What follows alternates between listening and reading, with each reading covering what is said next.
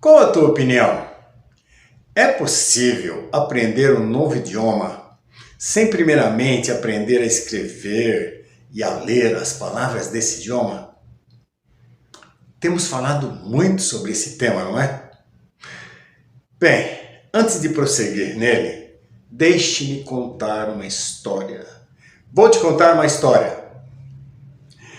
Muitos de vocês sabem que eu fundei e conduzi uma escola de inglês por muitos anos, produzi o meu próprio material de ensino, planejei todos os métodos e processos e, a exemplo da grande maioria das escolas tradicionais de ensino de idiomas, priorizei as atividades de escrita e de leitura nas minhas aulas. Com o tempo, eu percebi que havia algo de estranho nesse processo, ou seja, escrever, ler e conversar.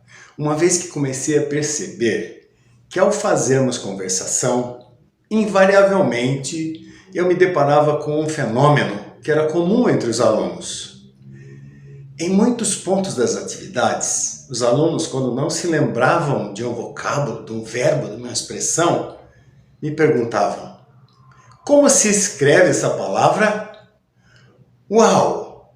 Estávamos conversando? Como poderíamos lembrar como se escrevia aquela palavra se estávamos conversando? Isto me alertou para o fato de que não havia registro dos sons de muitas palavras na memória dos aprendizes, o que configura um problema gravíssimo no meu entender. Uma vez que quando falamos o idioma português, por exemplo, no qual somos fluentes, não temos que lembrar das palavras escritas para falá-las, mas sim dos sons que elas representam. Em algumas ocasiões, os sons e as imagens.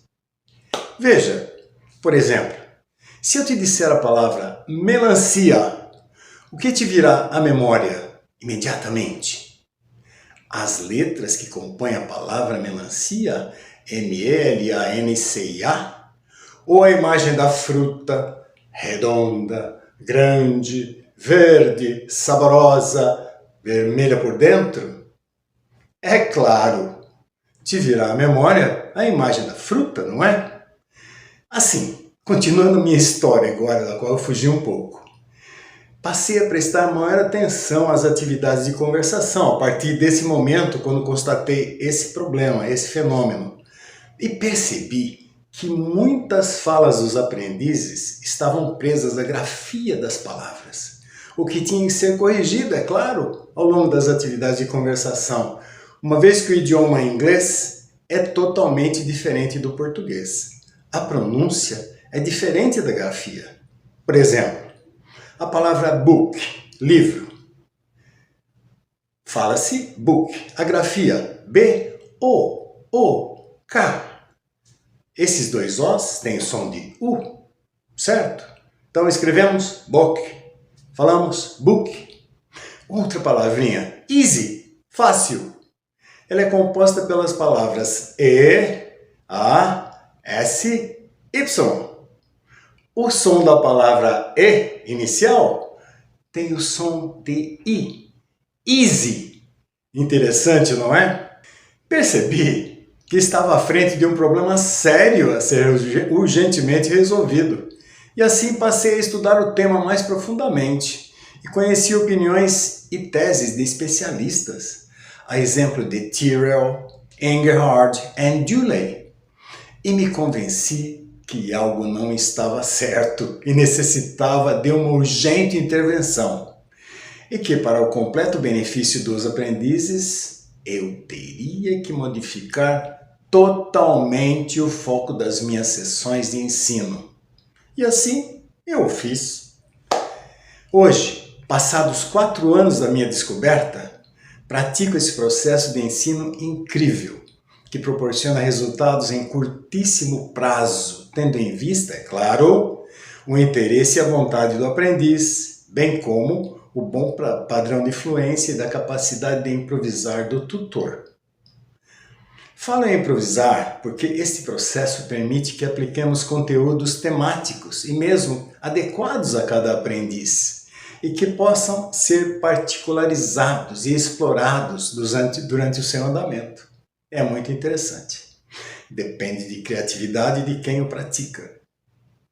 Enfim, é uma revelação profundamente compensadora em termos da clara visão dos benefícios que podemos proporcionar a quem nos procura para aprender um idioma. Não esqueçam, quem nos procura para aprender um idioma, invariavelmente o faz porque quer falar e entender, não ler e escrever. Quer entender filmes, quer falar com pessoas da Inglaterra, dos Estados Unidos, de países que falam inglês, quer viajar, quer ser promovido na empresa onde só se fala inglês, certo? Então esse processo é o mais adequado para tal. Sabe-se, é claro, que todo idioma é o que podemos chamar de um organismo vivo e que está em constante mutação, o que deve ser respeitado, compreendido e assimilado. E assim, o estudo e a reciclagem diária são extremamente necessários a quem ensina. São absolutamente fundamentais ao tutor, ao professor. Minhas lutas já foram muitas. E depois de tantas batalhas, muitas vezes vencidas, outras tantas não, hoje eu quero somente compartilhar meus conhecimentos e práticas com quem assim o desejar. E é claro, sempre tendo em vista o bem dos aprendizes.